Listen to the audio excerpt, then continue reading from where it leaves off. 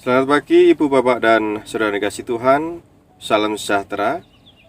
Kiranya kasih karunia dan damai sejahtera dari Allah Bapa dan dari Tuhan Yesus Kristus menyertai Bapak Ibu Saudara semua. Amin. Mari kita bersyukur kepada Allah di kesempatan saat ini. Kita masih diberikan waktu, diberikan kesehatan, kekuatan oleh Tuhan, dan kita kembali diizinkan oleh Allah untuk merasakan hari yang baru.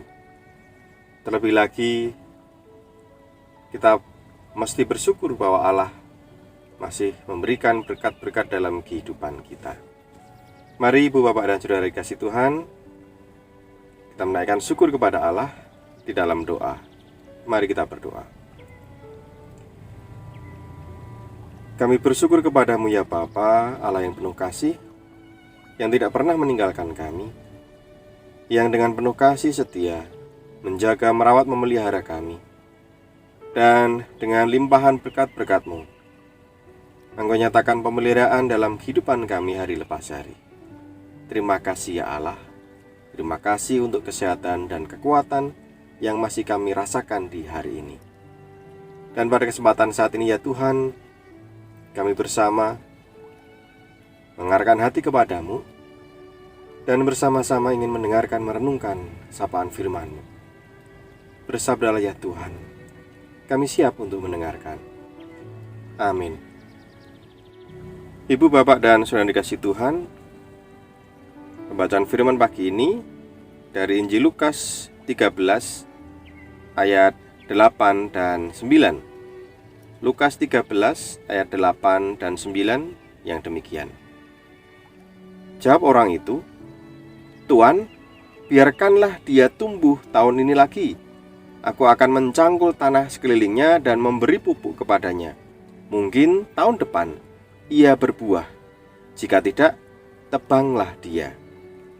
Amin. Demikian sabda Tuhan. Dan renungan pagi ini judulnya memanfaatkan kesempatan.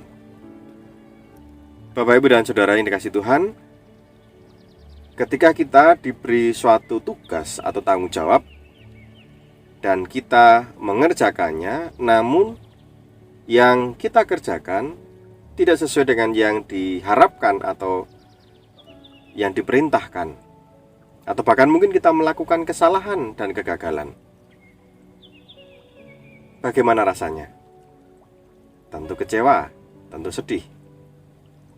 Tetapi pasti juga ada harapan dan keinginan bahwa meskipun kita melakukan pekerjaan tugas kita dengan kurang maksimal atau bahkan gagal, kita ingin diberikan kesempatan untuk mengerjakan atau diberikan kesempatan untuk tugas-tugas yang lain, dan pasti kita akan berusaha semaksimal mungkin supaya tugas-tugas itu, tanggung jawab itu bisa kita lakukan dengan baik. Kita mengharapkan adanya kesempatan bagi kita untuk memperbaiki diri, dan kesempatan itu akan kita gunakan untuk menunjukkan bahwa kita lebih baik. Dalam bacaan kita pagi ini, perumpamaan yang disampaikan oleh Tuhan Yesus menceritakan tentang seseorang pemilik kebun anggur, dan di kebun anggurnya ini ada pohon ara yang tumbuh. Kemudian dia bermaksud untuk mencari buah dari pohon ara ini, namun tidak menemukannya. Sehingga dia memerintahkan karyawannya untuk menebang pohon ara itu karena tidak ada buahnya sama sekali. Tetapi sang pelayan mengatakan, biarlah tanaman itu, pohon ara itu, diberi waktu, diberi kesempatan 1 tahun lagi. Dan dalam waktu itu akan dirawat, akan dipelihara dengan baik, dengan harapan tahun depan ketika musim berbuah, pohon ara ini akan menghasilkan buah. Dari perumpamaan ini kita diingatkan sebagaimana kehidupan kita, bahwa seringkali kita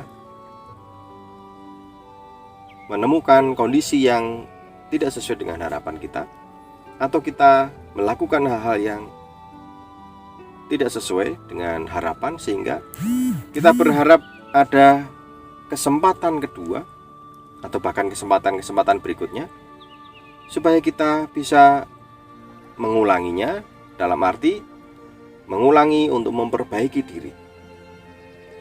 Kesempatan yang diberikan memang harus diikuti dengan usaha, upaya.